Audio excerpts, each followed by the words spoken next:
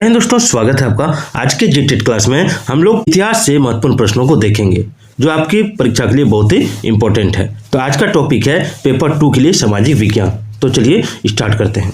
पहला सवाल है सिंधु या हड़प्पा सभ्यता से कि हड़प्पा सभ्यता का सर्वाधिक मान्यता प्राप्त काल कौन सा है। हड़प्पा सभ्यता का सर्वाधिक मान्यता प्राप्त काल कौन सा है? तो देखिए 2500 ईसा पूर्व से 1750 ईसा पूर्व तक, ठीक है, ये इसका सर्वाधिक मान्यता प्राप्त काल है, याद रखिएगा। ये सारे सवाल परीक्षा में पूछे गए सवाल हैं।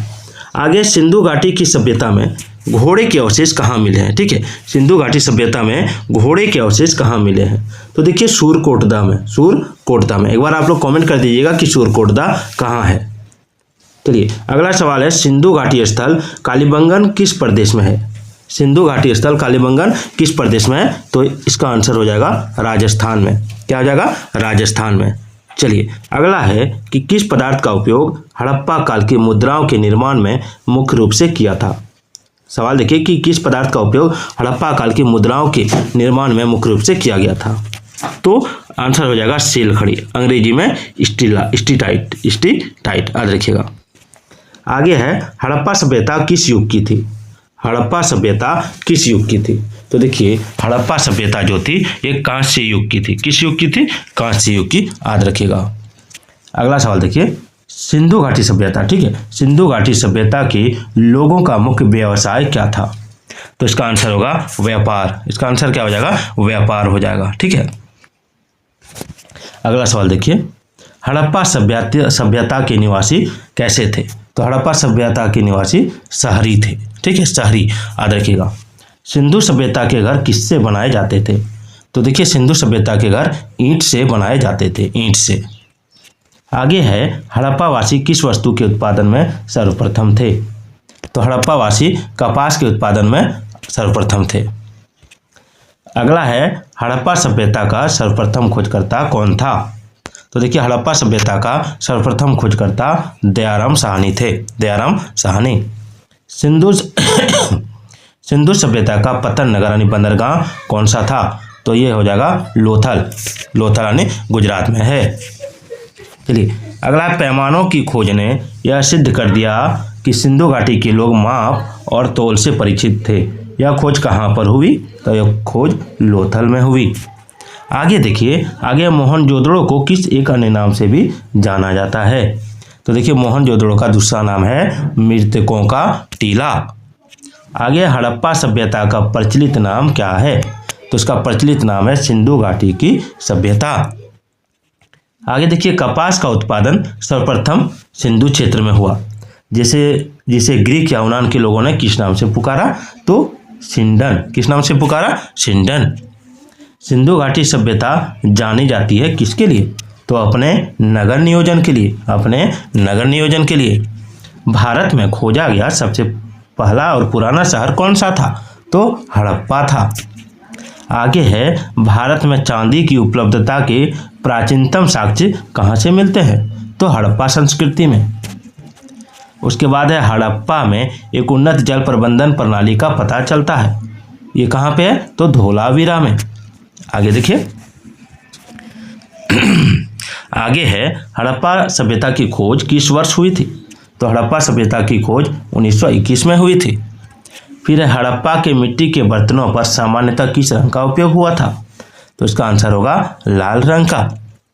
फिर होगा सिंधु घाटी सभ्यता की विकसित अवस्था में किस स्थल से घरों में कुओं के अवशेष मिले हैं? तो इसका आंसर होगा मोहनजोदड़ो में।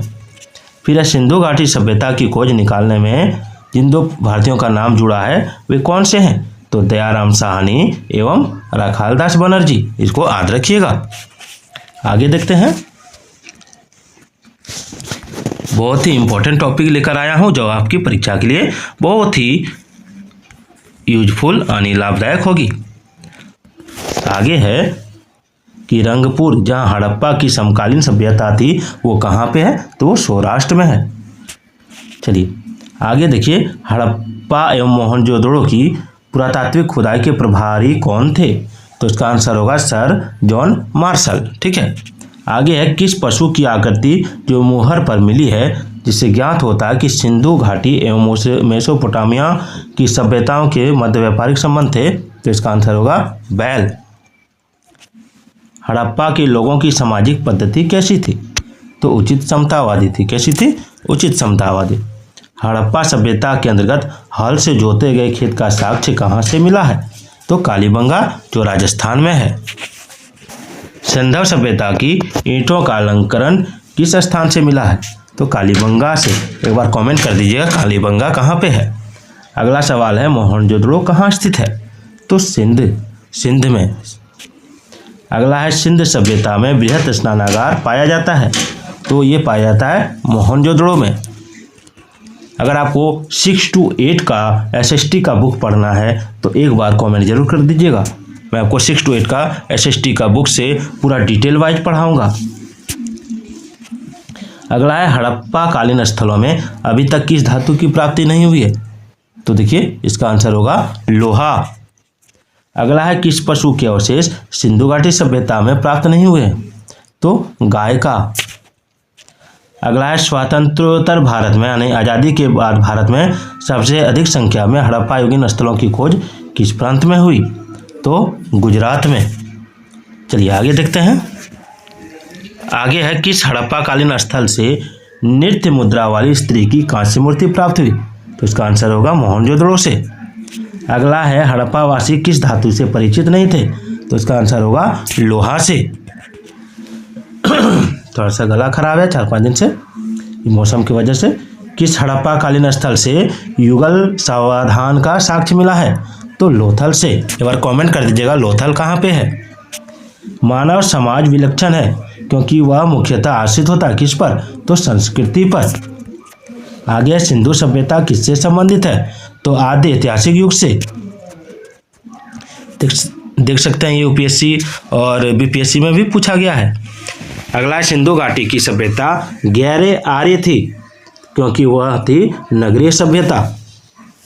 सिंधु घाटी सभ्यता को आर्यों से पूर्व की रखे जाने का महत्वपूर्ण कारक क्या है? तो मृद भांड। आगे देखिए सिंधु घाटी संस्कृति वैदिक सभ्यता से भिन्न थी क्योंकि इसके पास विकसित शहरी जीवन की सुविधाएं थी। हड़प्पा संस्कृति की जानकारी का मुख्य स्रोत क्या है? तो पुरातात्विक खुदाई। चलिए आगे देखिए। आगे सिंधु घाटी के निवासियों की सभ्यता को जानने का मूल स्रोत है वहाँ पाए गए हैं। कहाँ पाए? जहाँ पर मूल स्रोत है वो पाए गए कहाँ पर? क्या क्या पाए गए हैं? तो बर्तन, जेवर, हथियार, औजार। चलिए आगे देखते हैं। आगे है भारत में चांदी की उपलब्धता के प्राचीनतम साक्ष्य मिलते हैं? तो हड़प्पा संस्कृति में। हड़प्पा में मिट्टी के बर्तनों पर सामान्यतः किस रंग का उपयोग हुआ था? तो लाल रंग का। उसके बाद है मूर्ति पूजा का आरंभ कब से माना जाता है? तो पूर्व आर्य से। फिर है विशाल स्नानागार किस पुरातत्व स्थल से पाया गया था? तो मोहनजोदड़ो से। फिर हड़प्पा सभ्यता स्थल लोथल कहाँ पे स्थित है? तो गुजरात में। धोलावीरा किस राज्य में स्थित है? तो गुजरात में। कौन सा हड़प्पी नगर 3 भागों में विभक्त था? तो धोलावीरा। तो वीडियो कैसी लगी कमेंट जरूर कीजिएगा। और अगला टॉपिक रहेगा वैदिक सभ्यता। ठीक है, वैदिक सभ्यता और बौद्ध धर्म एवं जैन धर्म दोनों टॉपिक एक ही बार में कवर करेंगे। तो वीडियो कैसी लगी एक बार जरूर कमेंट कीजिएगा।